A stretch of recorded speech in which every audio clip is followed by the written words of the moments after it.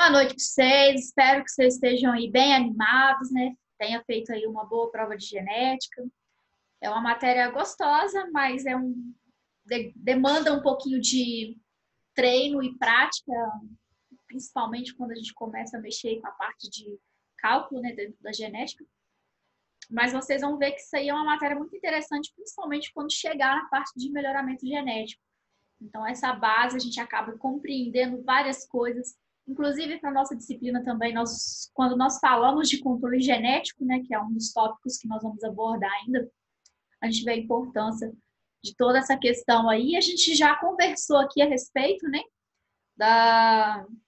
das formas aí, os mecanismos de defesa dos micro-organismos, das plantas em relação aos micro-organismos, né?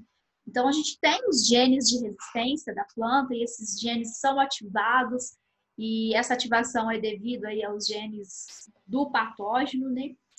E na semana passada nós vimos começamos a ver a parte de epidemiologia, né? Então, para que serve a epidemiologia?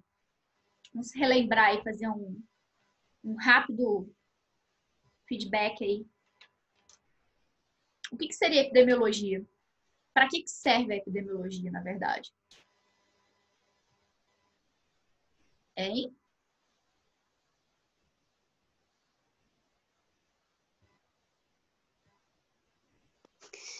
Seria avaliar a população de organismo que está em contato com o hospedeiro? Sim, muito bem. A gente vai avaliar a população, mas o quê?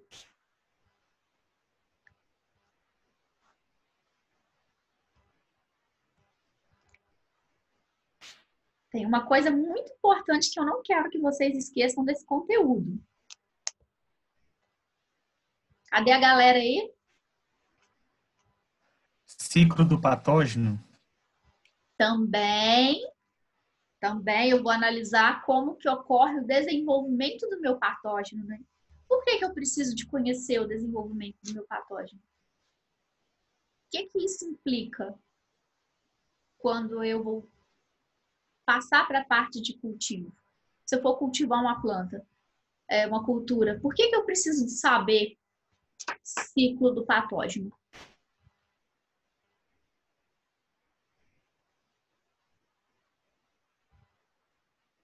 Ei? Vocês estão aí? Vocês estão vivos?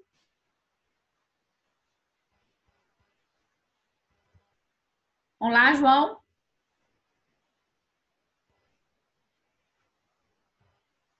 Doris?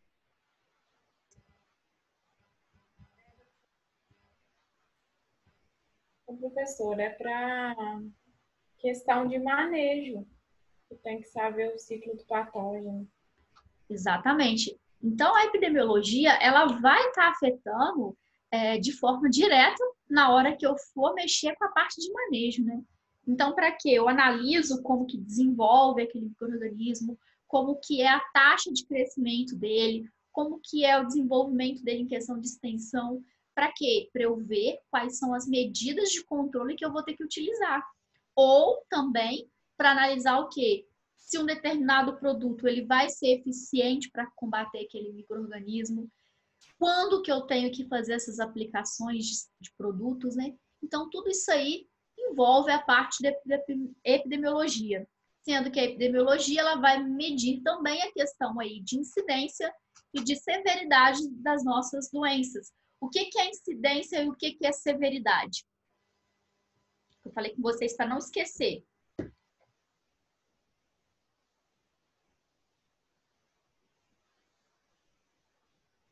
Hein? O que é incidência e o que é severidade?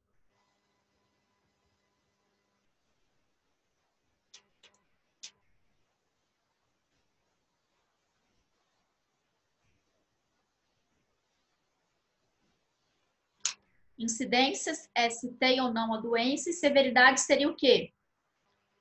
A extensão que a minha lesão ela proporcionou tanto no meu fruto, tanto na minha folha, tanto no meu caule, na raiz. Então, quando nós falamos de severidade, nós vimos que nós utilizamos alguns métodos para fazer a quantificação da severidade. E de acordo com essa severidade, a severidade ela influencia diretamente dentro do manejo integrado. Que quando nós trabalhamos com manejo integrado, nós visamos o quê? A gente consegue conviver com o patógeno dentro da área. Porém, esse patógeno ele tem que manter um certo nível da sua população. Passou desse nível de população, então aí a gente já tem que entrar com as medidas de controle mais eficientes. Então, quando nós analisamos essa avaliação de severidade, a gente consegue analisar. E aí, a quantificação da severidade, ela pode ser direta. Então, por exemplo, aqui eu tenho um tronco e eu tenho as minhas folhinhas. Eu vou fazer o quê? Eu vou fazer a medição da minha área lesionada e eu vou fazer a medição do quê? Da minha área total da minha folha. Então, através disso aqui, calculando a área total da folha e a área da minha lesão, eu consigo achar o quê? A porcentagem lesionada dentro da minha folha. E o tronco a mesma coisa, eu vou conseguir calcular qual que é a porcentagem, no caso aqui do tronco, o volume ou a área que ele está ocupando. Então, quando nós falamos de medição direta de severidade, nós estamos falando em dimensão de área e dimensão de volume. E outra forma que nós podemos fazer também esse processo seria fazer o quê? A contagem do número de lesões que tem na folha quando é uma doença de mancha foliar. Tem vários pontinhos na folha, a gente faz a contagem desses pontinhos dentro das nossas folhas. Então, a partir desse momento, nós vamos ver que nós temos vários tipos de escala para definir qual é o nível de severidade. Então, a primeira escala que nós vamos estudar aí seriam as escalas descritivas. Então, essa escala descritiva, ela vai emitir um certo número para quantificar, né, o quanto que essa doença ela está ocasionando ali a infecção dentro do meu material. Ou qual que seria o grau de infecção, né? Então, com essas escalas, elas são utilizadas muito em programa de melhoramento genético para analisar o quê? Resistência de genótipos e de cultivares. Então, essa questão de resistência, como que eu posso ter uma resistência? Ou a planta tem resistência ou ela não tem resistência. O que seria resistência e o que seria tolerância? Vocês sabem a diferença de resistência e tolerância? Vamos lá.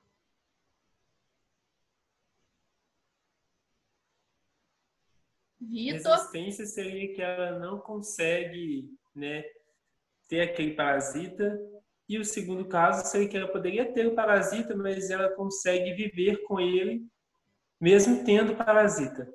Exatamente. Eu tenho um certo nível com que ela vai conseguir sobreviver com esse patógeno. Então, a gente analisa as escalas descritivas principalmente nessa questão de resistência ou não resistência. E aí, dentro da escala descritiva, nós vamos ter as escalas nominais. A escala nominal, ela vai atribuir notas às minhas plantas doentes. Então, por exemplo, eu vou ter que a nota 1, 2 e 3 vai equivaler a baixa, moderada e severa intensidade da minha doença. Só que o que acontece? Essa análise, ela não serve para a gente fazer comparação com outros tipos de situações. E aí a escala descritiva, por exemplo, nós temos aqui a ramulose do algodoeiro. Então, nós temos uma escala que foi de 1 a 5. Então, na nota 1, eu não tenho sintomas. Se eu não tenho sintomas, eu vou ter o patógeno? Sim, não, talvez, depende.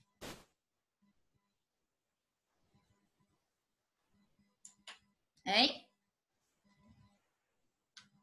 O que vocês me dizem? Gente, pelo amor de Deus, não me deixa falando sozinha, não, que me dá agonia. Não vai ter o patógeno. Quem dá mais? Depende, então.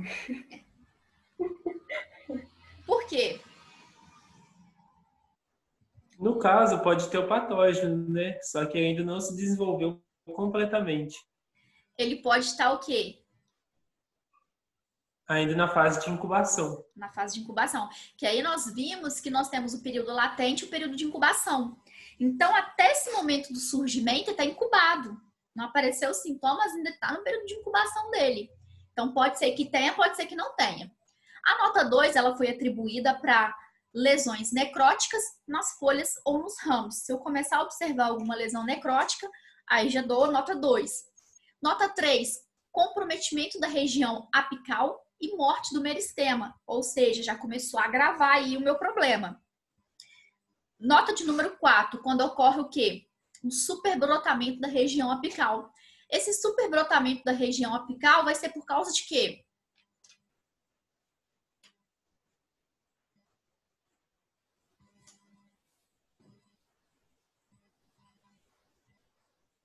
Hein? O que causa superbrotamento? A doença. Sim, mas tem outra coisa também. Qual, Joãozinho?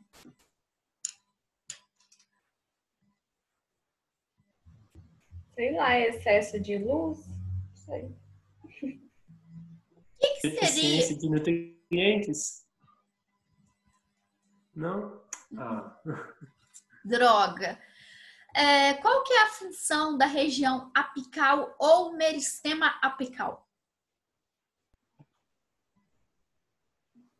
É crescimento? Sim. Então. Mas o quê?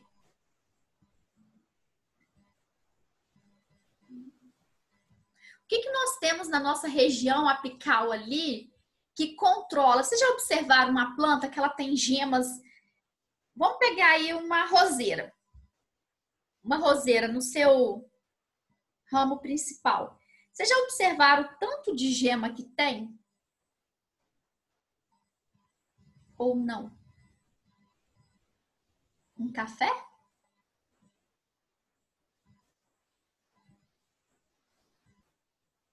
Não? O que acontece? No decorrer do crescimento vertical de qualquer planta, nós vamos ter alguns acúmulos de hormônio. Na parte apical é onde nós temos uma maior concentração de auxina. Esse hormônio auxina vai inibir o desenvolvimento das gemas. Quando eu retiro a minha gema ou meu meristema apical, eu acabo com essa produção de auxina. A partir daí, a auxina que controlava a não germinação das minhas gemas, essas gemas começam a germinar e a se desenvolver. Então, aí vai ocasionar o quê? O que nós chamamos de superbrotamento. Vai começar a surgir vários galhos, né?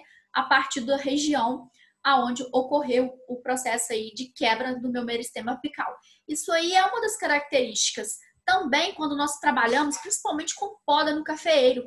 Por que a gente poda e ele consegue desenvolver, não desenvolve quando eu tenho lá meu meristema? Devido a essas características aí hormonal da planta. E na nossa última escala aqui, né, que ocorre além do superbrotamento, eu vou ter também uma redução acentuada do porte da planta em relação às plantas sadias. Então, essa aqui seria o quê? Uma escala nominal onde eu atribuí essas notas, ok? E aí, com isso aí, nós vamos fazer o cálculo a partir daí do índice de infecção. Então, o índice de infecção, a gente observou que foi dado o quê? As notas de acordo com os meus sintomas que eu estou observando. Então, essas notas, elas vão ser dadas para diferentes valores, no caso da reação das minhas cultivares ou dos meus genótipos, tanto através, se eu for analisar uma eficiência de um fungicida, se eu for analisar se o patógeno ataca aquela planta. Então, esses valores, eles vão estar variando de 0 até 100%, que seria a minha intensidade máxima. Ou, por exemplo, eu fiz uma escala da ramulose ali, que foi de 0 a quanto? Ou no caso de 1, né? Qual que foi a minha escala que eu fiz no exemplo anterior? Foi de 1 a 5. 1 seria a ausência da doença e 5 seria a intensidade máxima da doença. Então, vários índices de acordo com essa escala estão disponíveis e aí a gente pode calcular esse índice de infecção de acordo com essa formulinha aqui. Nós vamos ver que o nosso índice de infecção vai ser dado em porcentagem, por isso nós vamos multiplicar por 100. Vai ser igual ao quê? Ao meu somatório dos graus da escala vezes a frequência dividido pelo número de plantas que receberam a mesma nota de severidade vezes o grau máximo da escala. Então, o que seria isso aqui, traduzindo isso aí? Um exemplo aí. Eu tenho uma escala nominal com graus variando de 0 a 9. Foram avaliadas 10 plantas. Nessa avaliação foram obtidas 5 vezes a nota 1, 3 vezes a nota 2 e 2 vezes a nota 3. Qual que seria o meu índice de infecção?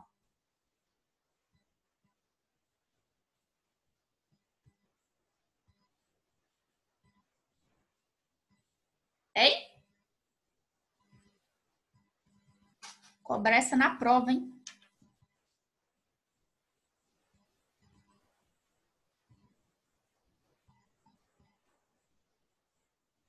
Ninguém se manifesta? Vocês estão me escutando? Sim. Gente, vocês estão tão quietinhos hoje. Então, como é que vai ficar? Vai ser o quê? Eu tenho quantas notas iguais aqui? Então, aqui ficou o quê? Somatório dos graus da escala vezes a frequência. Então, foi o quê? Foi 5 vezes a nota 1, foi 3 vezes a nota 2 e foi 2 vezes a nota 3. Então, aqui é o somatório do meu quê? Do grau da minha escala vezes a frequência. O número de vezes que se repetiu aquele valor, ok? Isso aqui vai ser dividido por, no caso, o número de plantas. Qual foi o número de plantas avaliado?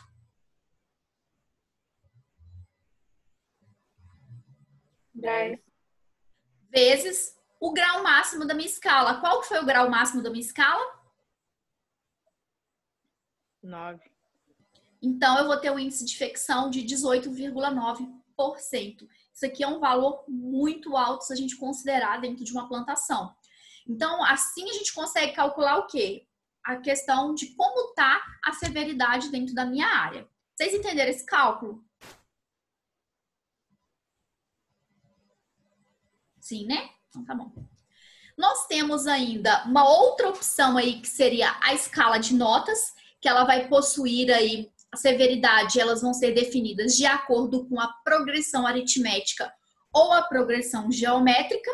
E aí nós vamos ter escalas aritméticas e escalas logarítmicas, sendo que a minha escala aritmética, entre uma classe e outra da minha escala vai ocorrer o quê? Uma progressão aritmética. O que seria uma progressão aritmética?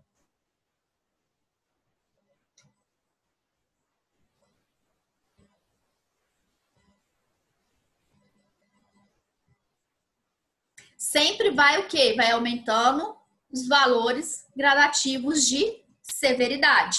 Já a escala logarítmica, eu vou ter o quê? Eu vou ter uma progressão geométrica. Então, aqui eu tenho um aumento dessa severidade de forma mais rápida. E, além do mais, a gente utiliza muito a escala logarítmica, principalmente devido à nossa acuidade visual. Vocês lembram que na aula passada nós pegamos as folhas para observar quanto que teria de porcentagem de severidade em cada folha? Foi fácil fazer essa definição? Não. Não. Então, por quê? Porque acaba que nós não temos uma visão tão precisa assim. E aí nós podemos observar aqui que quando eu falo de escala aritmética, tá vendo que ela segue sempre números inteiros? Já na escala logarítmica, eu vou ter o quê? Eu observo que eu tenho números quebrados. Então, essa seria uma das formas de diferenciar esses dois tipos de escala. E a que nós brincamos aí na semana passada, que é chamada de escala diagramática.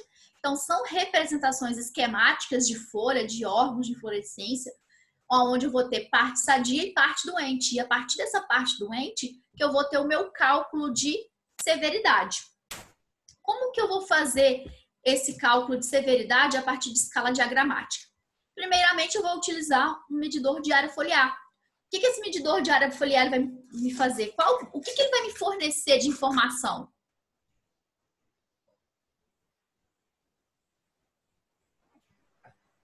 Deve ser É a área total da folha, né? Exatamente. A partir desse momento que eu tenho essa área total da minha folha, eu vou calcular, eu consigo calcular qual que é a porcentagem de área lesionada.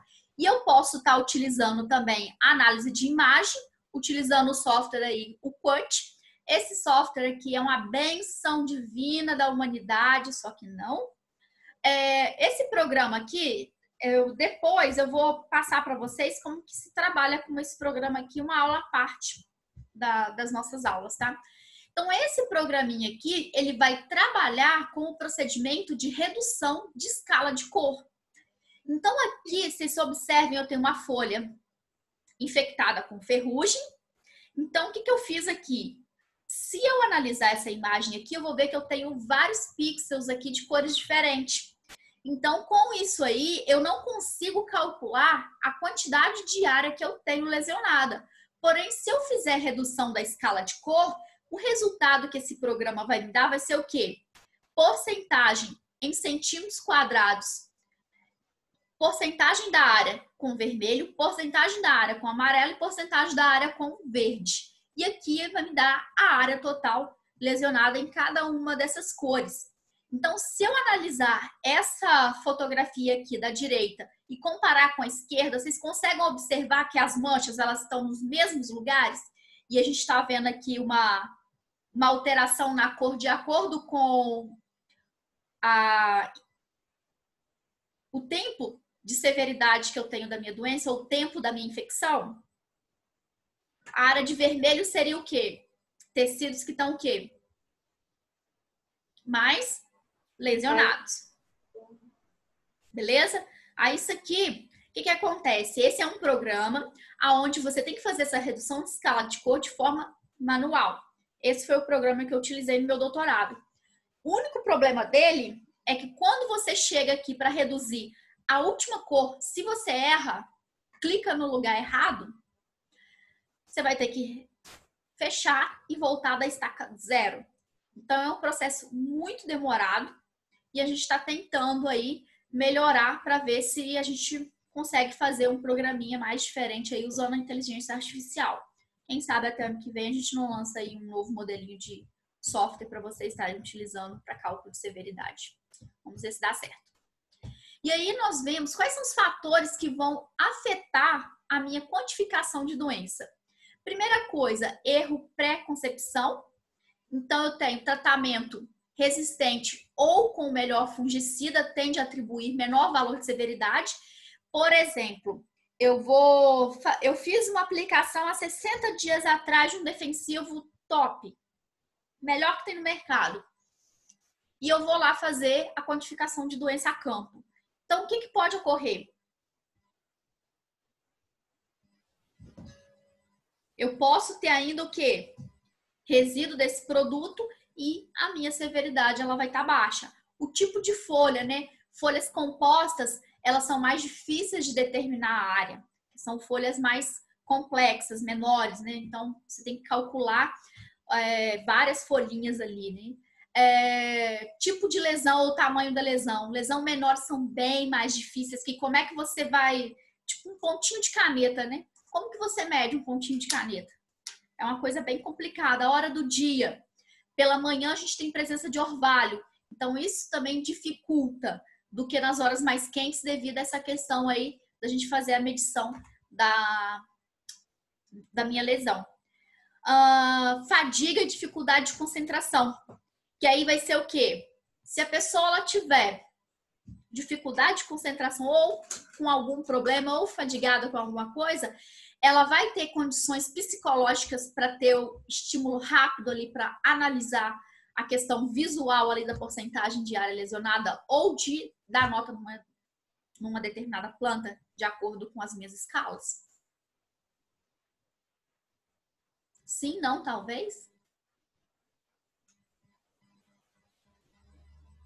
Ela vai ter um problema aí para quantificar, né? Características do avaliador, né? A gente tem a tendência de superestimar ou subestimar. Cada olho, cada pessoa recebe um estímulo diferente em questão aí de dimensão, de espaço. Então, isso aí pode estar afetando. Números preferidos, né? Alguns avaliadores gostam de repetir determinados números. Então, por exemplo, 1,5, 3, 4,5 e assim tem esses problemas que a gente pode estar ocasionando dentro da quantificação, né?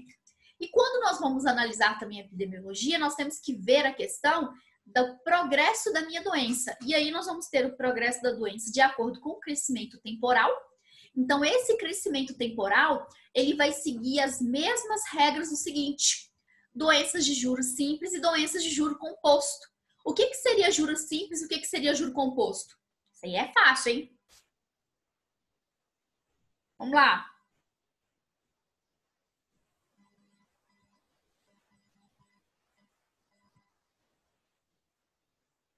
E aí?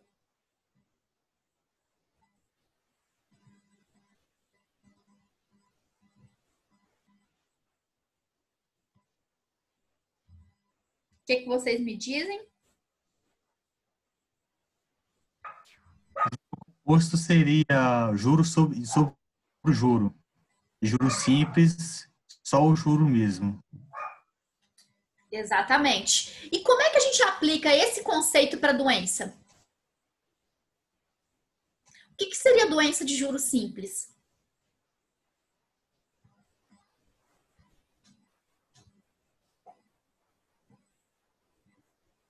Por exemplo, eu plantei pimentão na minha área. O próximo ciclo de cultivo que eu for fazer na área vai ser de feijão, por exemplo. Ou eu vou fazer plantio de pimentão daqui a 3 anos novamente naquela área. Como que se aplica essa questão aí do juro simples?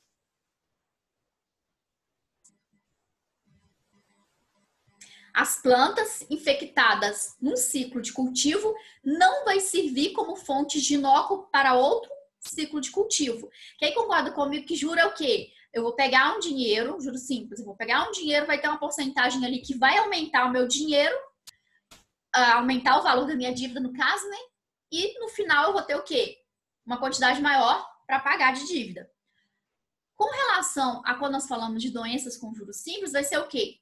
Eu tenho ali as minhas plantas começaram a se desenvolver, eu tenho X número de patógenos dentro da minha área, o patógeno ele consegue se desenvolver naquele ciclo e a partir dali ele vai chegar no final com a população um pouco maior.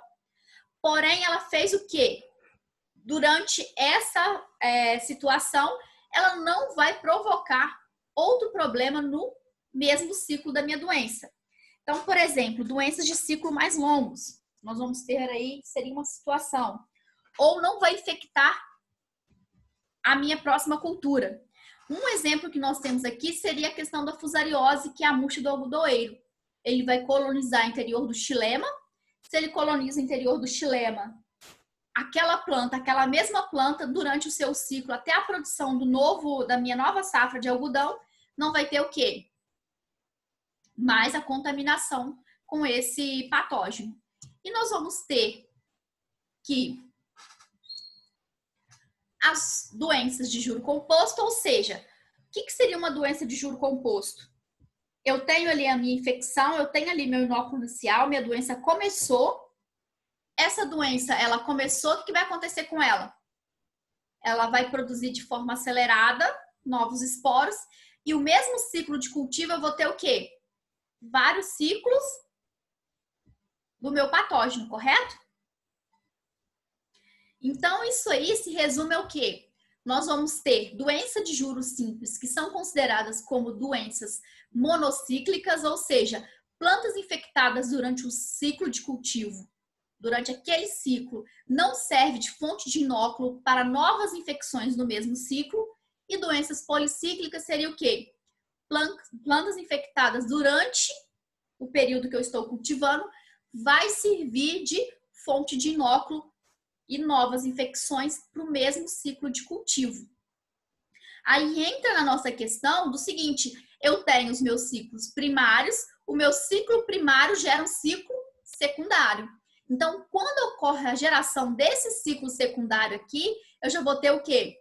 Doenças policíclicas. Então, eu vou ter uma expansão muito rápida desses patógenos quando eu tenho uma doença policíclica do que uma doença monocíclica. Vocês concordam comigo?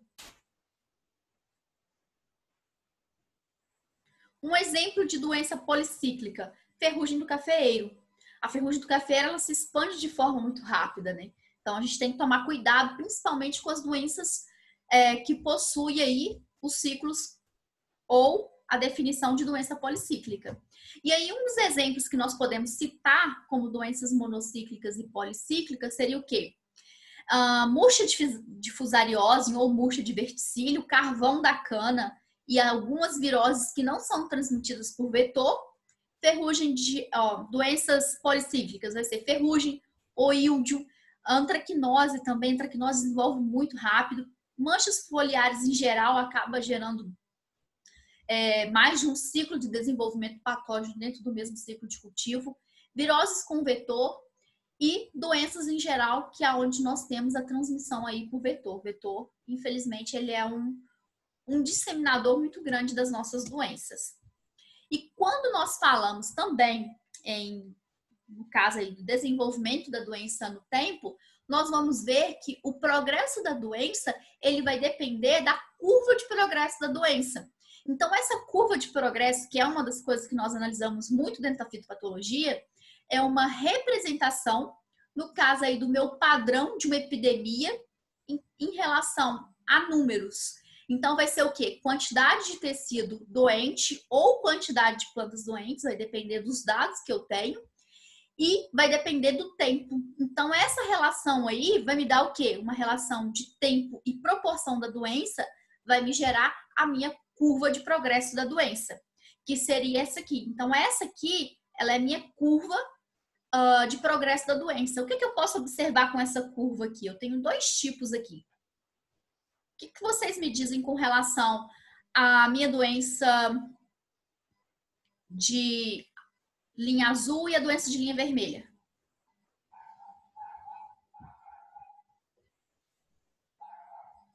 O que eu posso extrair desse gráfico de informação?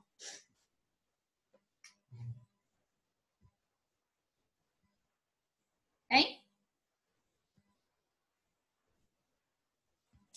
Vocês concordam comigo que no caso aqui, a minha doença, na minha linha azul, ela fez o quê?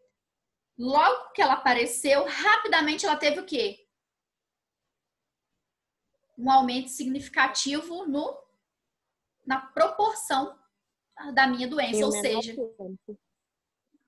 Exatamente. Então, essa doença aqui, ela é mais agressiva ou menos agressiva que essa? A azul é mais agressiva.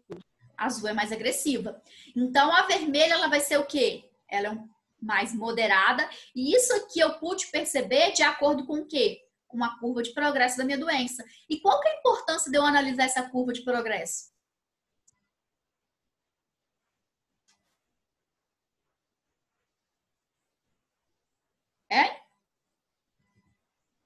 Por que eu procuro saber?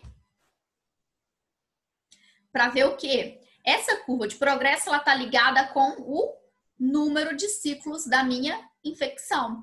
Então, essa aqui seria uma doença monocíclica e essa aqui seria uma doença policíclica, uma doença que se expande muito mais rápido do que uma doença monocíclica. E, além do mais, de acordo com essas características aqui de desenvolvimento, como que ocorre essa expansão, eu consigo ver o quê? Como que eu vou estar manejando essa doença aí, que as duas doenças vão ter manejo de forma diferente. Concorda comigo? E aí nós vamos observar o seguinte. Aqui, ó, eu tenho um maior número de ciclos e aqui eu tenho um menor número de ciclos. Por isso que ela está de forma mais branda. Então, vamos analisar uma situação aqui que seria a ferrugem do cafeeiro, a curva de progresso da ferrugem do cafeeiro. Então, eu tenho que, geralmente, a minha floração aí ocorre entre setembro a outubro. Vai ficar variando aqui o período da floração. Então, eu tenho aqui o quê? O que seria a minha linha horizontal? Minha linha horizontal é o tempo, certo? A minha linha vertical é a porcentagem de folhas contaminadas com ferrugem. Então, eu observo que o quê?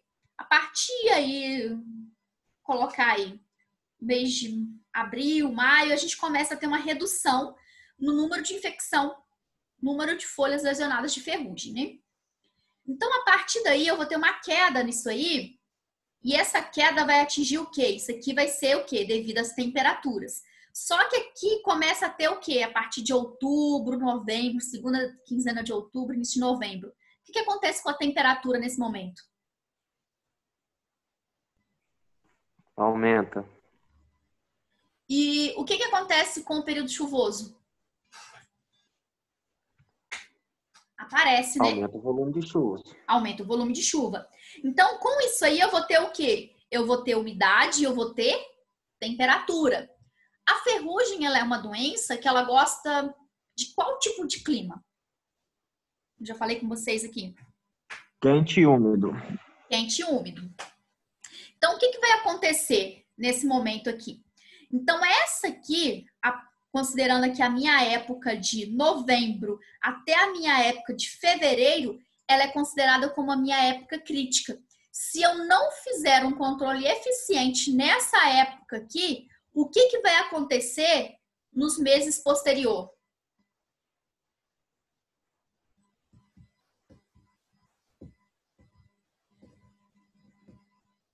A ferrugem vai atacar o cafeeiro. Exatamente. Só que olha como que ocorre a minha curva de progresso. Esse pico aqui, ele atingiu o quê? Praticamente 90% das minhas folhas infectadas. Num período de quanto tempo quando ele começou a subir? Aproximadamente uns 3 meses. Então, esse pico teve uma elevação muito rápida. Por quê?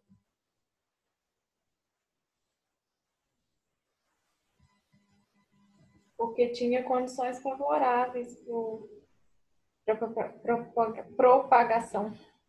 E além do mais, essa doença... Sim. E não teve controle também da ferrugem no começo. Então, isso permitiu que ela se desenvolvesse livremente. E a ferrugem, ela é uma doença monopole. Poli. Então, ela gera ciclos dentro do mesmo ciclo de cultivo ou dentro do mesmo ano, né? Então, como isso aqui gera muito, o que vai acontecer aqui?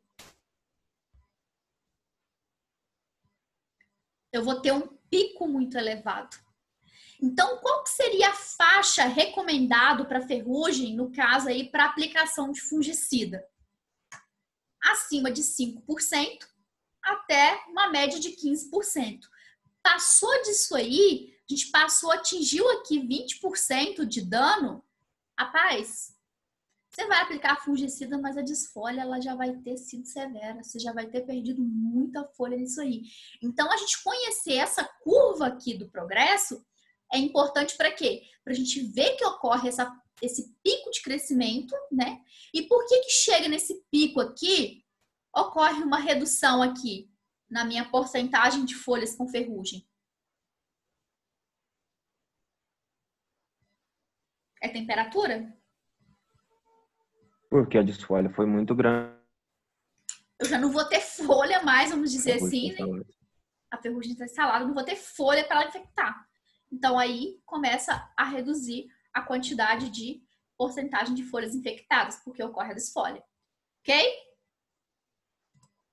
Então, a curva de doença aí, nós falamos que a curva de doença policíclica, ela pode ser dividida em 3 fases. Nós vamos ter uma fase exponencial, que é a fase onde nós vamos ter aqui a maior multiplicação dela. Ela dá o seu salto ali, como a gente pode observar aqui, ó, ela começa a ter esse processo de crescimento. Então, quando ocorre essa maior multiplicação, o que vai acontecer? Os fungicidas, eles vão ser efetivos nesse momento. Passou desse momento aqui, a minha eficiência ela já vai reduzir. Eu vou ter a minha fase logarística, que é onde eu vou ocorrer maior dano aqui, é onde eu vou ter aqui o meu pico da minha doença. Então, esse pico aqui, eu já não vou ter uma eficiência tão boa dos meus fungicidas. Eu tenho a fase terminal, que vai ser o quê? Nessa fase terminal aqui, que é a minha fase estacionária, já não adianta eu estar aplicando fungicida, porque os fungicidas já não vão ser eficientes nessa faixa. E aí nós vamos analisar que a nossa epidemiologia, ela também analisa a questão de escala espacial. Então, a escala de estudo espacial seria o quê? O que é uma escala de estudo espacial?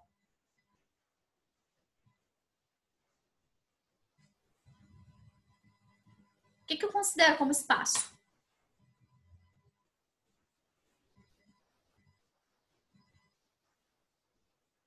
Eu posso estar analisando uma escala espacial dentro de uma planta, e aí, quando eu analiso uma escala espacial dentro de uma planta, eu vou ver o quê? Qual que é a parte da planta, a porcentagem da parte da planta que está sendo ocupado. Eu posso analisar de acordo com um talhão, eu posso estar vendo o talhão ali, eu tenho uma planta infectada, mas eu tenho um talhão todo infectado. Eu posso estar vendo propriedades ou municípios. Eu posso estar vendo também a questão aí do estudo com relação aos estados e com relação aos vários países continentais. Então, o que isso aqui lembra vocês? O que essa situação aqui de escala temporal, espacial, nos remete? E aí? O que isso aqui remete para vocês aí?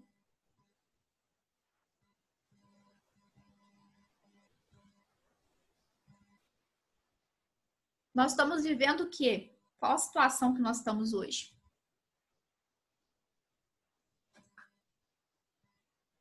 Hein? Pandemia. A pandemia começou de que forma? Local. Ou seja, começou, vamos supor, foi primeiro em uma planta, né? Uma pessoa ficou infectada. Depois disso, passou para quê? Para mais pessoas, vão colocar para um bairro, ou sei lá, né? Certinho no início dessa pandemia, ou uma fábrica, alguma coisa assim. Posteriormente, começou a passar para quê? Para uma cidade como um todo. Depois começou a vir o quê? Dentro do mesmo país, eu tive uma expansão entre os estados e até chegar a vários continentes. Então, quando eu tenho uma doença que ela atinge continentes, eu vou ter uma pandemia, ok? E aí, os objetivos, quando nós analisamos a escala espacial, seria o quê? Compreender a dinâmica populacional de um patógeno, né? Ele consegue se disseminar muito rápido, qual que seria o padrão de dispersão dele, né? Que a gente consegue caracterizar o padrão de dispersão. A gente faz correlação com a doença e os vetores, ou o nicho ecológico dos vetores, né? Aonde que a gente pode estar observando isso aí. Correlação entre população do patógeno e avaliação das características físico-químicas do solo. A gente vai observar que características do solo auxilia na questão aí também da disseminação dos meus micro-organismos e até mesmo no desenvolvimento. Correlação entre tratos culturais, condições ambientais e dispersão, que dependendo que trato cultural pode afetar, as condições ambientais pode afetar. Dedução do mecanismo de transmissão, que é um dos fatores importantíssimos que a gente tem que analisar, o mecanismo de transmissão. Se a gente conseguir controlar a transmissão, a gente não vai ter a expansão da doença dentro de um espaço, né? É um fator, é uma doença aí de origem biótica, abiótica, qual que é o meu agente causal? Qual que é o centro de origem desses patógenos? Por quê? Qual que é a importância de nós sabermos o centro de origem de um patógeno?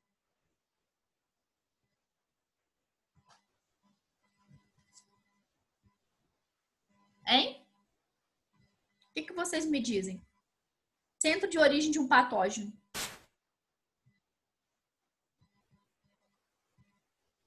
Eu vou analisar o quê? Características, principalmente condições climáticas dali. Eu tenho que ver a questão aí, né? Análise espacial, ela vai me proporcionar otimização aí dos meus planos de amostragem e monitoração. Eu vou ter delineamento aí estratégico de controle e avaliação da eficácia desses controles.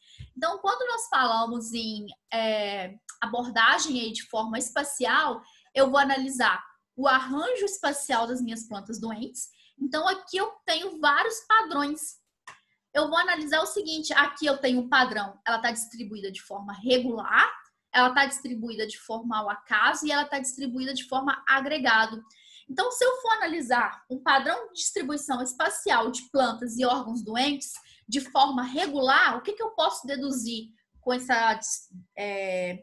padrão regular? Todas as minhas plantas naquele talhão, elas estão com os mesmos sintomas. O que vocês me dizem?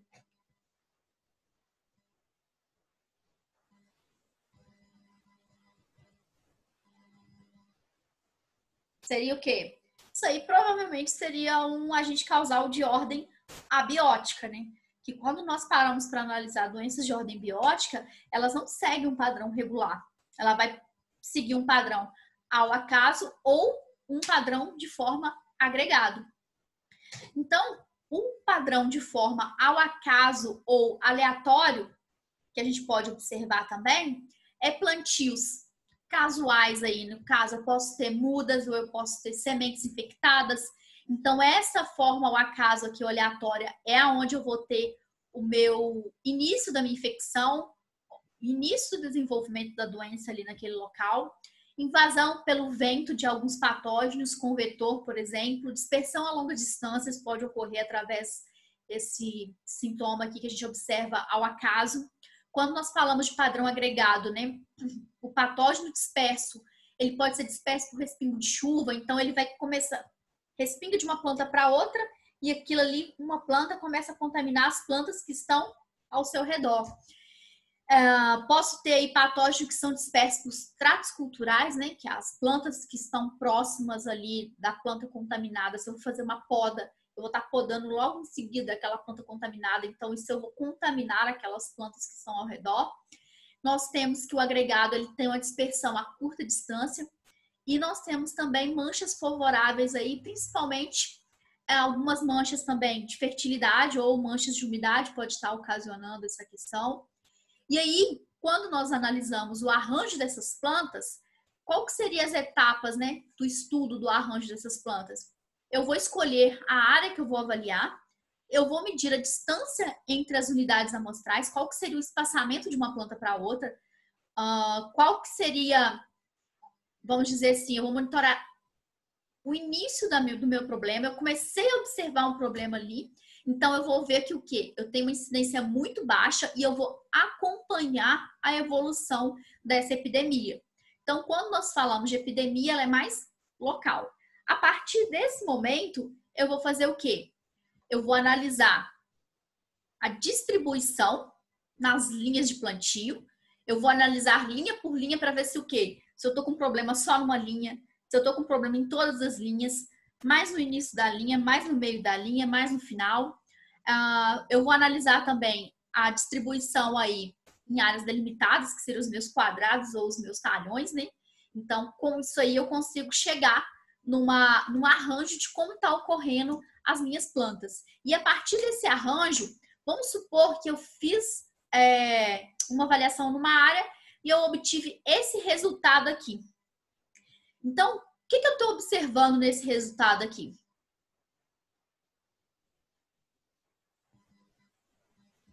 Como que está a distribuição da minha doença aqui? Ela está uniforme? Não, tá acaso. Está ao acaso. Então, o arranjo das plantas doentes está ao acaso ou agregado? Está ao acaso. Qual o patógeno envolvido? É biótico. Qual o processo de disseminação?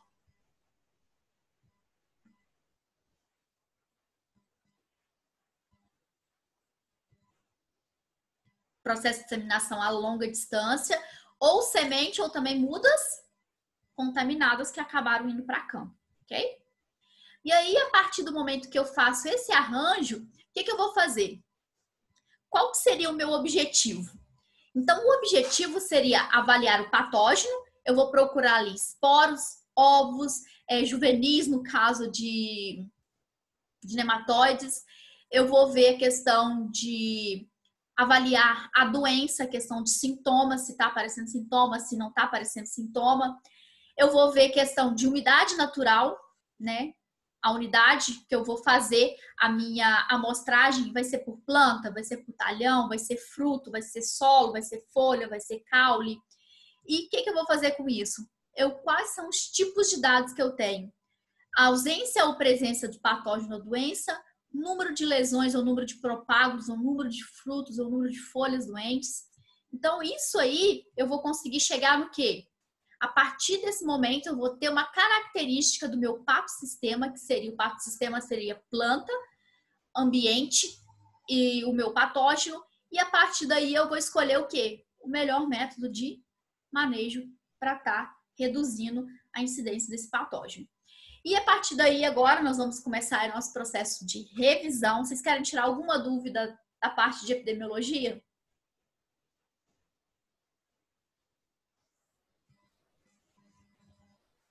Não?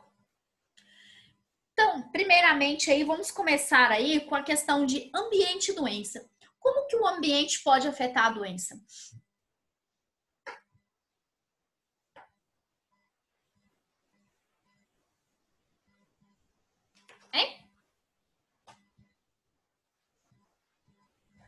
Como que o ambiente afeta a minha doença? Então, o que seria fatores ambientais? Vamos começar assim. A água, temperatura. Né? Então, isso aí. Vamos começar pela água, como você falou. Questão de água, né? Qual que é a importância da água para dentro de um desenvolvimento de uma doença?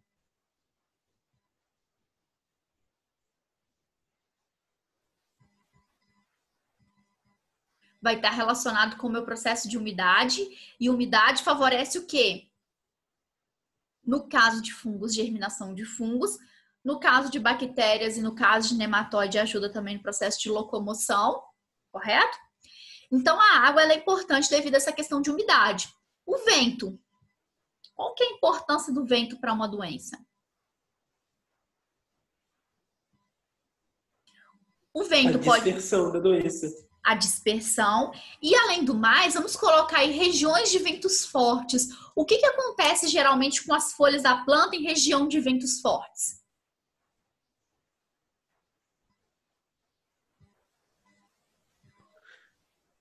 Fica danificada. Pode acontecer vários danos na folha. Exatamente. O atrito do vento com a folha vai gerar, pode gerar fendilhamento e vai gerar algum... como é que fala? Fugiu a palavra aqui agora da cabeça, Jesus. Ferimento.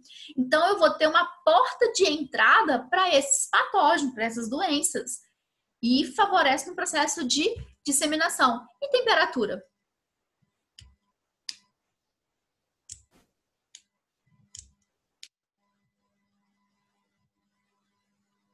Primeiro, temperatura favorece o desenvolvimento do meu patógeno. Nós vimos que vários patógenos têm características diferentes aí em questão de temperatura, né? A gente pode pegar, por exemplo, questão da ferrugem, temperatura em torno de 25 graus, e questão da requeima, já uma temperatura de 15, então a gente vê que uma temperatura difere da outra.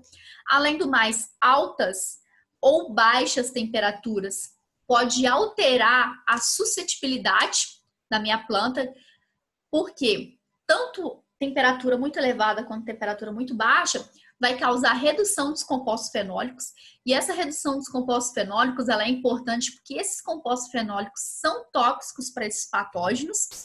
Pode ocorrer também bloqueio de mecanismos estruturais que vão dificultar, e com isso não vai ocorrer o processo de colonização. Qual que pode ser o mecanismo estrutural modificado por alta ou baixa temperatura?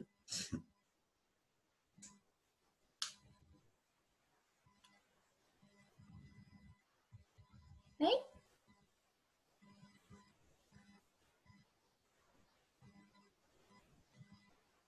Alguém? Vamos lá? Qual o mecanismo?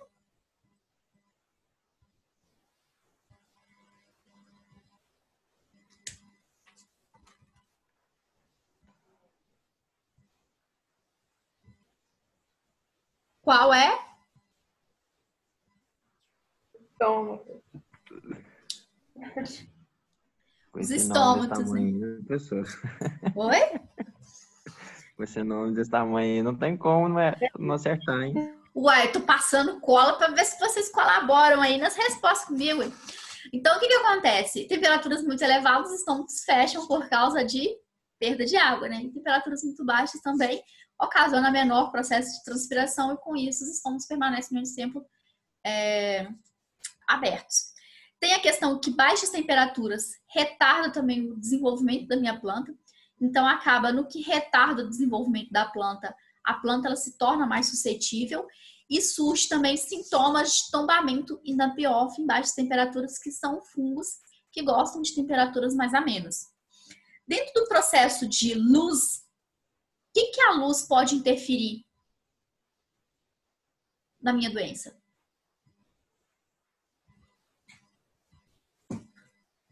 Tem patógenos que gostam de luz, uma quantidade maior, e tem patógenos que gostam de uma quantidade menor de luz.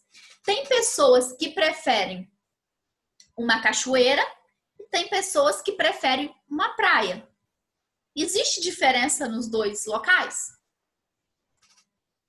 Ou tem as pessoas que preferem não pegar sol de jeito nenhum. Correto? Então, a luz, ela vai ser o quê? Dependendo da luminosidade, alguns micro-organismos se desenvolvem melhor, outros vão retardar o desenvolvimento. Então, tem essa questão aí a ver com essa situação. Questão quando nós falamos aí do pH do solo, né? O pH do solo, no caso de solos ácidos, interfere a absorção de nutrientes, né? Então, se nós temos uma menor absorção de nutrientes, o que acontece com a minha planta?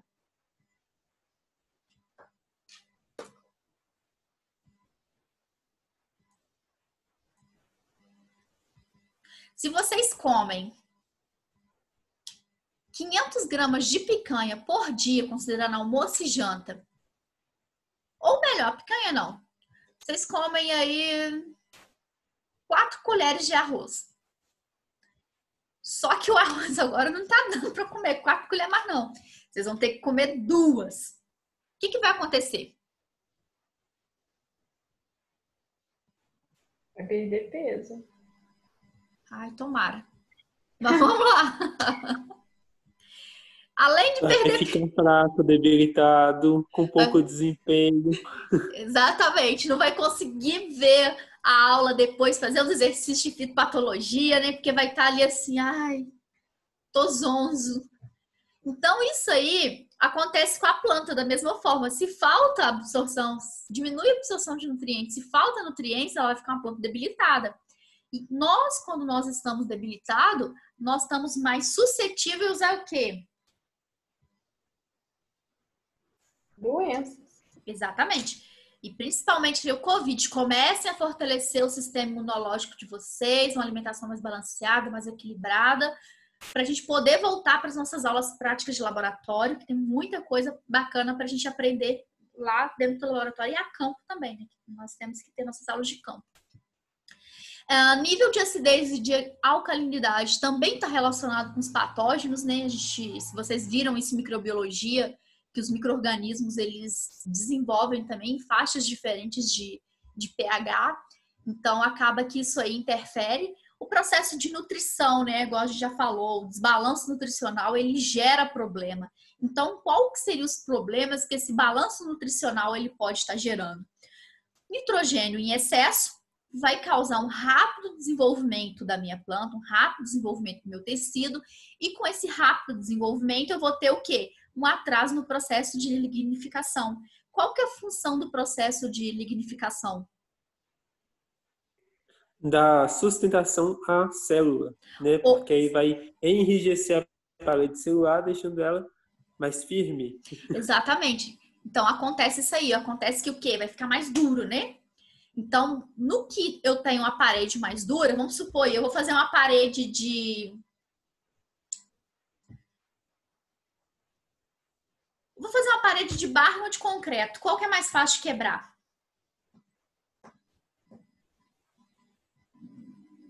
De barro. De barro? Então, qual que é mais fácil de eu quebrar uma parede de um tecido aí, de uma célula? Uma parede mais lignificada ou menos lignificada?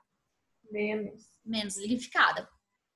Potássio tem atuação direta aí, dificultando o estabelecimento e desenvolvimento do patógeno. Por que o potássio ele dificulta o processo de estabelecimento? Potássio está relacionado com quem?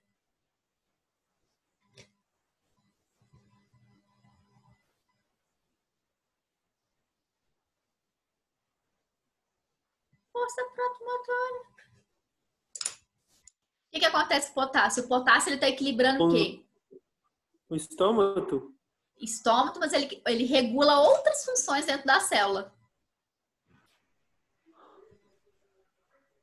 É função osmótica? Função osmótica, exatamente. O fósforo em excesso, a planta ela vai ficar mais suscetível. Então, na verdade, tudo em excesso ou em falta, a gente acaba tendo um problema aí com essa questão, né? Que o fósforo em excesso acaba inibindo a absorção de outros nutrientes, ok? E aí nós vamos passar aqui para a parte da nossa relação aí, ciclo do patógeno hospedeiro. Então, dentro do ciclo patógeno hospedeiro, nós vamos ter o quê? Nós temos que os nossos ciclos, o processo básico do nosso ciclo vai ser o quê? Eu tenho o processo de sobrevivência do meu patógeno, que é a partir desse momento da sobrevivência aqui que eu vou ter novos inóculos ali dentro da minha área. Então, esse processo de sobrevivência, eu vou ter as estruturas aqui que poderiam ser clamidósporo, oósporo, no caso, clamidósporo de fusariose, oósporo no caso de pítium, escleróides no caso de esclerotínia, teleósporo no caso de puccínia, só que esse teleósporo aqui para puccínia, em condições aqui brasileiras, a gente não tem tanto desenvolvimento dessa estrutura de resistência. O ascocarpo no caso de ventúria. Então, esses aqui, a maioria desses micro-organismos aqui que criam mais resistências, tirando a puccínia aqui e a ventúria, são patógenos de solo. Então, nós temos características de maior sobrevivência no caso de patógenos de solo. A partir do momento que eu tenho ali o meu inóculo dentro dessa área que sobreviveu ali por tempos e tempos, vai começar a ocorrer o processo de germinação dessa estrutura de sobrevivência. A partir desse processo de germinação, o que vai acontecer a partir do momento que eu tenho ali aquele start inicial do meu desenvolvimento patógeno? Eu vou ter o processo de disseminação. O que seria o processo de disseminação?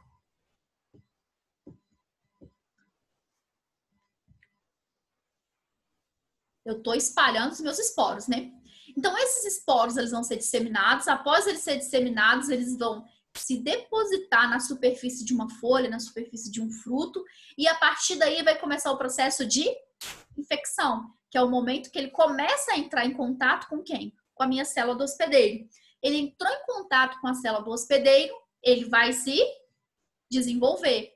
Então, no que ele desenvolve ali, que é o processo de colonização, ele vai colonizar, ele desenvolveu, colonizou, estabeleceu ali todas as suas relações parasitárias, está ali tranquilo, sossegado que nem um grilo, ele vai começar a fazer o quê?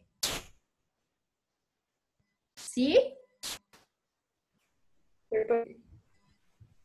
reproduzir. Beleza?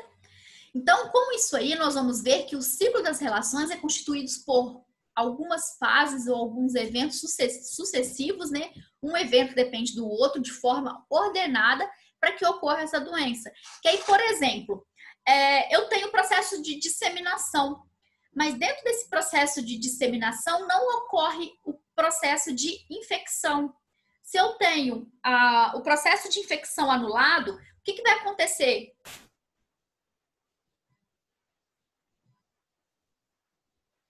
A doença, ela continua. Quebra o ciclo do desenvolvimento da doença. Quebra o ciclo, muito bem. Então, eles têm que ocorrer esses processos de forma consecutivas, porque sem esses processos na ordem correta, o que vai ocorrer? Eu não vou ter o desenvolvimento completo do ciclo do meu patógeno, né? Então, quando nós pensamos aí na questão de divisão dos ciclos, né? Nós vimos que nós temos os ciclos primários e os ciclos secundários, sendo que os ciclos primários eu vou ter a produção de poucos esporos, pequeno número de plantas infectadas e um número muito reduzido de lesão. Então, o ciclo primário ele também pode ser chamado de ciclo ou monociclo, né? Já o ciclo secundário, eu vou ter uma alta produção de esporo, um alto número de plantas doentes, um alto número de lesões e uma disseminação enorme desse patógeno. Então, geralmente, o ciclo secundário também é caracterizado pelo policíclico, né? E aí eu vou observar que o quê? O ciclo primário, ele vai ser dependente do processo de disseminação e do processo de sobrevivência. Por que o ciclo primário ele depende principalmente do processo de disseminação e de sobrevivência?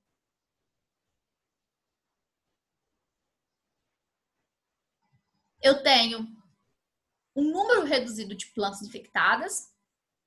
E nesse momento aqui, o ciclo primário é quando ocorre o quê? A formação do primeiro ciclo do meu patógeno. Então, por exemplo, eu não tenho patógeno na área.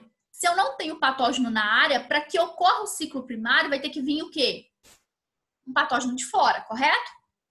Então, esse patógeno de fora, ele está relacionado com o processo de disseminação, ok? Mas, porém, eu tenho algumas plantas que eu vou cultivar que eu ainda... Tem tempo que eu não cultivo naquela área. E só que essa área já foi cultivada por determinada espécie de planta. E ali naquela área ficou o quê? As minhas estruturas de resistência. Então, essas estruturas de resistência, essas estruturas de sobrevivência vai dar origem no ciclo primário. Já o ciclo secundário, ele é mais dependente do quê? Do processo de infecção, colonização e reprodução. Porque aqui eu tenho o quê? Um aumento no número de esporulação. Então, ele já não depende mais desse processo de sobrevivência. E eu vejo também que o quê? Uma das questões aí que eu posso estar analisando, igual eu falei com vocês, né? O incremento da doença em um campo de cultivo, questão de escala temporal e escala espacial. O que seria uma escala temporal e o que seria uma escala espacial?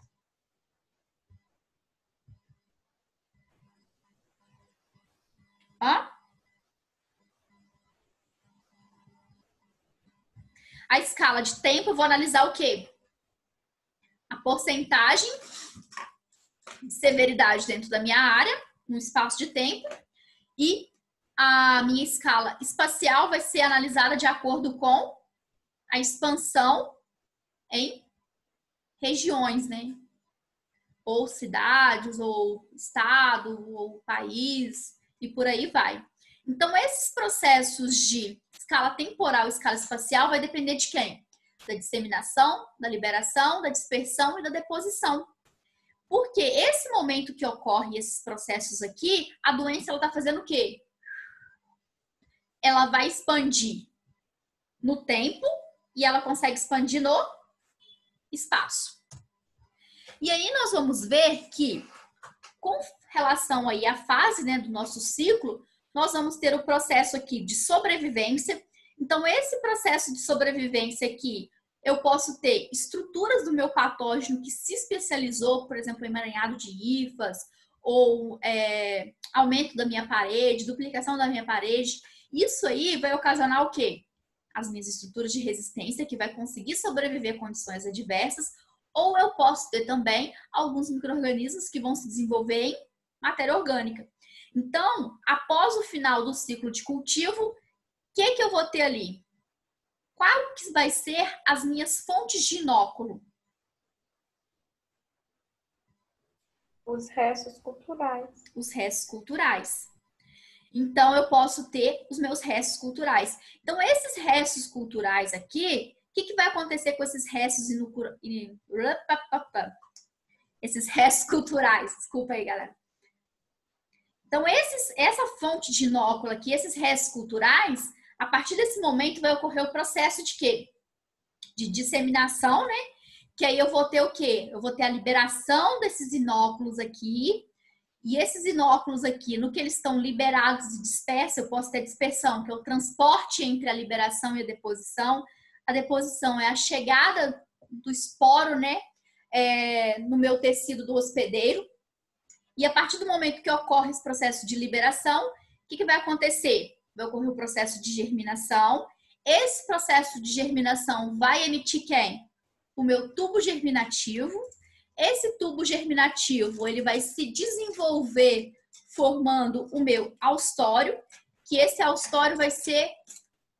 o momento que vai me ajudar no quê? O austório e o apressório. Eu tenho que o meu apressório, ele auxilia no processo de penetração na célula e o meu austório vai auxiliar no meu processo de infecção, que é onde eu vou estabelecer ali o meu sítio de alimentação. A partir desse momento que surgiu a minha infecção, eu vou ter o processo de colonização. E esse processo de colonização, nós vamos ter que os patógenos, eles podem ser considerados como biotróficos, hemibiotróficos e necrotróficos. Qual que seria a diferença com relação ao tipo de parasitismo? Biotrófico. Se alimenta de tecido vivo. O hemibiotrófico ele pode se alimentar tanto do tecido vivo quanto do morto. E o necrotrófico, ele mata as células vivas e depois se alimenta do tecido morto. Exatamente. No caso do, só complementando aí, o hemibiotrófico, ele vai ter parte do seu ciclo em célula viva e ele vai se reproduzir no tecido morto. A partir do momento que ocorreu a colonização, colonizou, está estabelecida, eu vou ter o quê? O processo de reprodução. Então, no processo de reprodução é onde eu vou ter a produção de novas estruturas para dar origem a novos sítios de infecção. E com relação aí à parte de epidemiologia, nós vimos que o objetivo da epidemiologia seria o quê? Estudar a evolução das doenças, né? Com relação à população, tanto do patógeno quanto em relação à população do hospedeiro. Analisar os prejuízos, né? Que podem ser causados por esses patógenos nas culturas. E aí, quando eu falo dos prejuízos causados na cultura, eu estou querendo analisar qual tipo de prejuízo. Eu tenho dois tipos de prejuízo, que são quais? Eu falo com vocês desde o início da nossa disciplina. São dois fatores que nós não podemos esquecer. É dano direto e... É isso, né? Sim, é dano e... Dano e... Ai, meu Deus, esqueci. Perda. Dano e perda. Então, a epidemiologia, lembra que a gente até analisou, a gente viu também a questão das cultivares de alface, os ciclos consecutivos. Então, ali eu tive o quê? Eu tive redução, no caso, perda econômica, e eu tive dano na minha produtividade, eu tive uma redução de produtividade. E aí eu vou analisar também o quê? Serve a epidemiologia. Qual que seria, né, os objetivos? Resistência do hospedeiro, vou analisar se o hospedeiro ele é resistente ou ele não é resistente. Qual que seria a eficiência das minhas medidas sanitárias, né? O que poderia ser essas medidas sanitárias? Por exemplo, legislação para mudas, produção de mudas. Seria eficiente eu implantar essas medidas? Viveiro certificado, autorização de transporte de material vegetal. Então, medidas também com relação a tratos culturais, algumas coisas que eu posso fazer nos tratos culturais que pode modificar.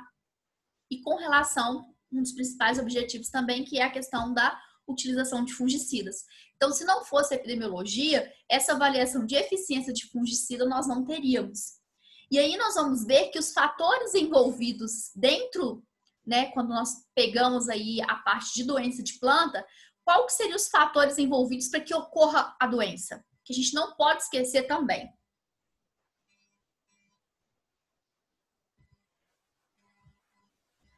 Hein? Quais são os 3 fatores envolvidos para o desenvolvimento da doença?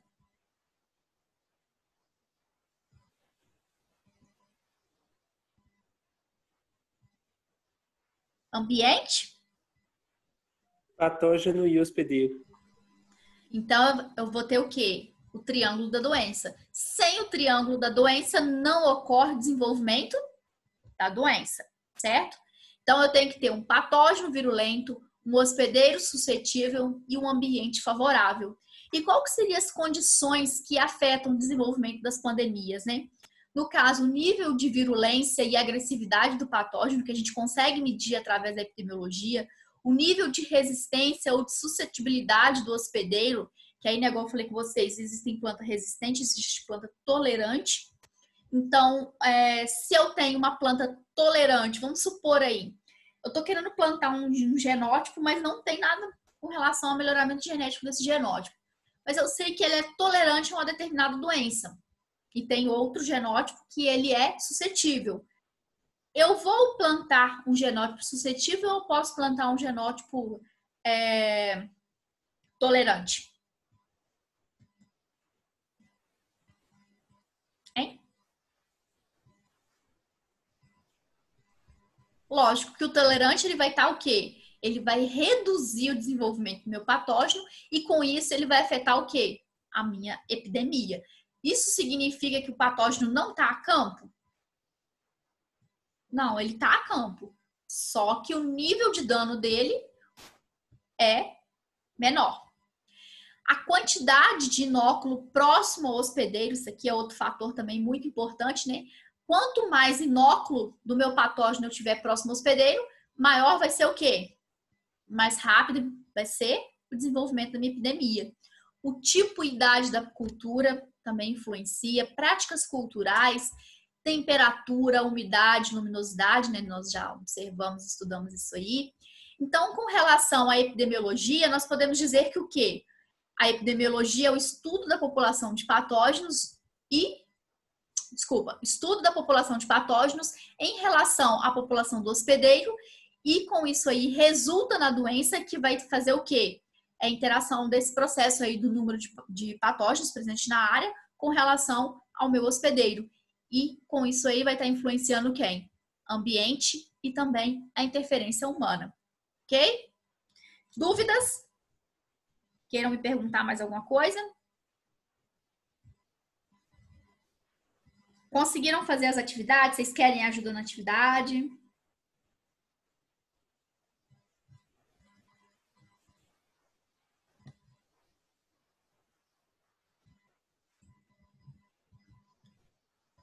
Vamos lá.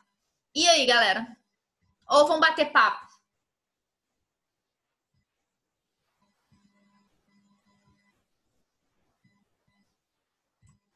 Então, com relação a isso aí, deixa eu fazer algumas perguntas aqui para vocês, para a gente começar. Vamos dar uma estudadinha aí para a prova. O que seria um parasita facultativo e um parasita obrigatório? Pode usar o chat também, tá?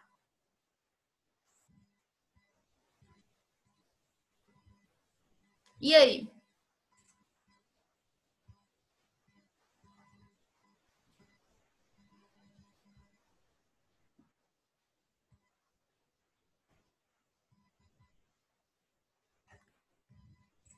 Hein?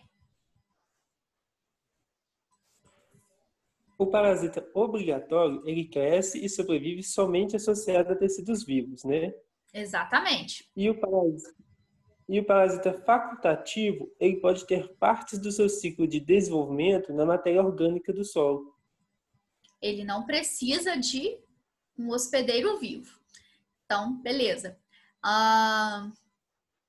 O que seria com relação ao tipo de parasitismo? Não responde, Vitor. Biotrófico, hemibiotrófico e necrotrófico.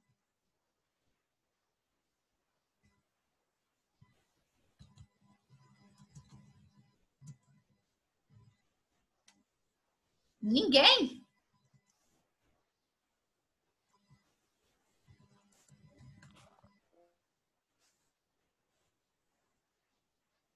Vamos mudar de pergunta, então.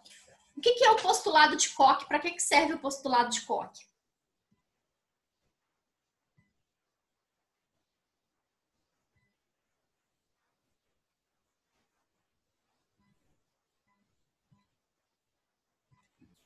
É para fazer teste, né? De Koch. Vou testar o quê? Peraí, pessoal.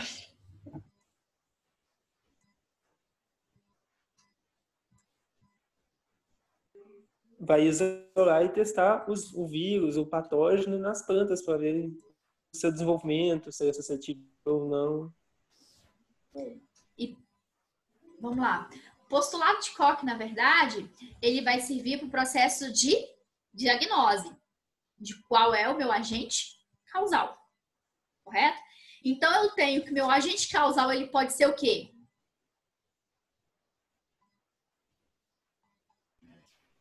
Biótico ou abiótico? Biótico. Muito bem, biótico e abiótico. Biótico seria?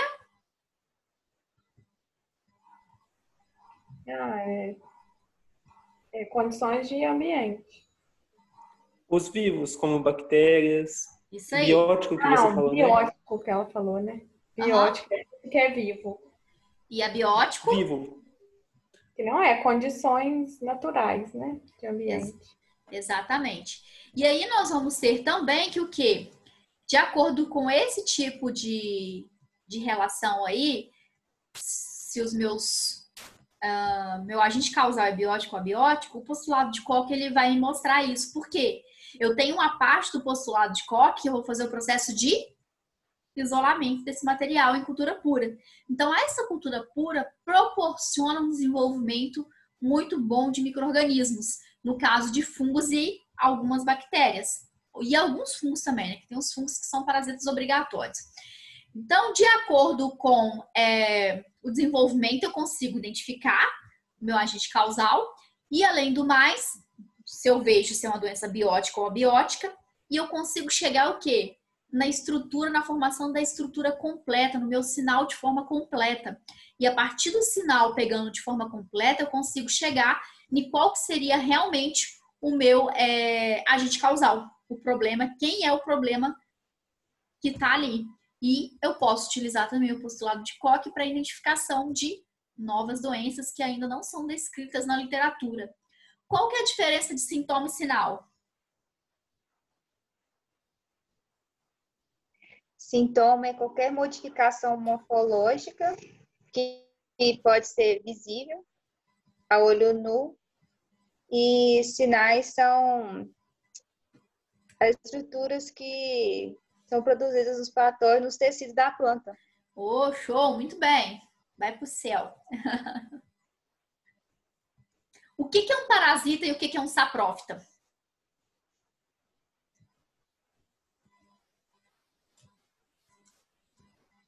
O parasita, ele depende totalmente do organismo para sua existência.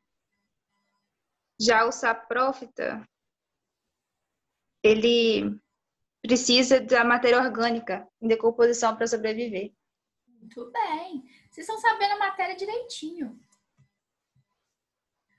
E qual que é a importância em saber se um patógeno é parasita obrigatório ou não?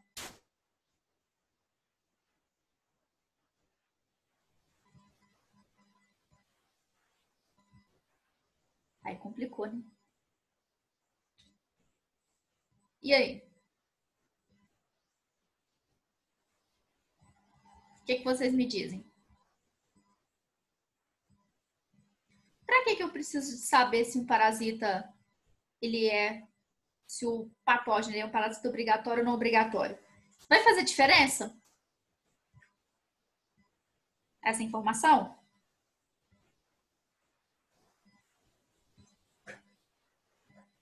Por quê? Ela faz diferença sim, gente. Sempre que eu penso... Também, né?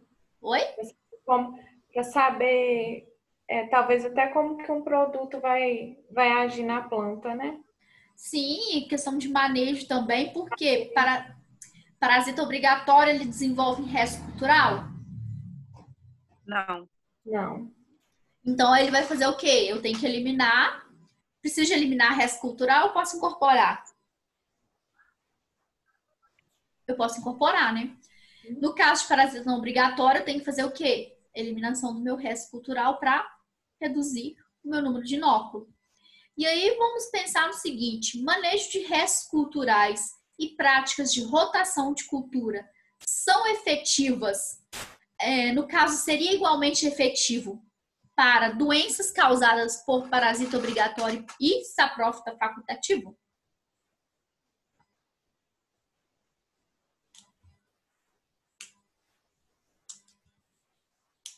O que vocês acham?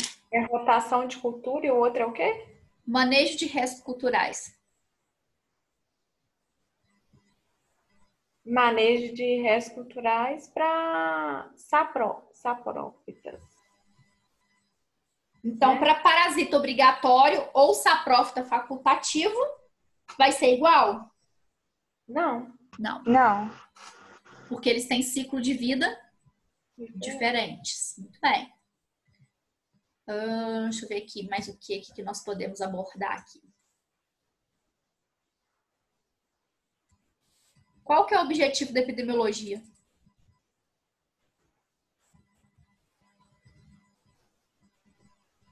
É estudar a população de patógeno que está em contato com a planta, com o hospedeiro, né?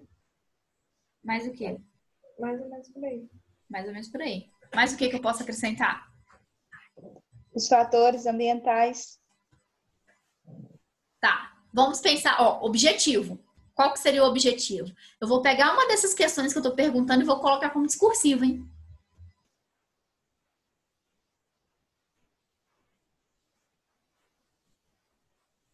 Mas o que eu posso colocar como objetivo da epidemiologia? Objetivo. Qual que seria a função da epidemiologia? Esse que eu falei né? É. Mas tem mais. Tem um que eu não quero que vocês esqueçam. Toda vez que vocês ouvirem essa palavra, vocês vão assimilar. Epidemiologia está relacionado principalmente com o quê? Eficiência e eficácia no meu manejo. Que aí pode ser o quê? É utilizado principalmente para teste de fungicida, para o melhoramento genético e não só de fungicidas, né? Para qualquer tipo, qualquer forma de controle que eu for usar, químico, biológico, eu tenho que analisar o quê? Como que está a população de patógeno em relação à população do hospedeiro, correto? Então, não esqueça, a epidemiologia, ela tem, a principal função dela seria o quê? Avaliar aí essa questão de eficiência, porque ela analisa a questão do desenvolvimento do meu patógeno, tanto em espaço quanto em tempo. Beleza? Vocês querem me perguntar mais alguma coisa? Eu acho que a relação aí, a questão do ciclo de vida dos patógenos, vocês já estão sabendo as etapas certinhas, como que funciona? Vocês conseguem lembrar de cabeça? Hein? E aí? É ciclo primário, né? Sobrevivência, infecção, colonização e reprodução. Faltou a disseminação. Faltou a disseminação. A disseminação é antes da colonização. Sim, é antes do processo de infecção. Porque se não tem a disseminação, se ele produziu aqui, isso aqui seria o meu patógeno. Ele tá aqui minha planta sadia. Se ele não vier para cá, não vai ocorrer doença. Então ele precisa do transporte ou disseminação, né, que nós chamamos aí. Ok? Eu ainda não formulei a prova de vocês, eu vou formular a prova de vocês sexta-feira, final de semana, tá? Boa sorte aí para vocês. Qualquer dúvida que vocês tenham a respeito do conteúdo, a respeito da atividade avaliativa, pode entrar em contato comigo, tá? Se eu demorar um pouquinho para responder, é porque eu não tô ocupada. Mas assim que eu desocupar, eu ver a mensagem, eu vou responder, tá joia? Então, um abraço para vocês aí. E se Deus quiser, daqui uns dias nós estamos de volta aí nas nossas práticas de laboratório para fixar melhor todo esse processo aí que nós estamos estudando virtualmente. Ok? Beijo para vocês, boa noite. Boa noite.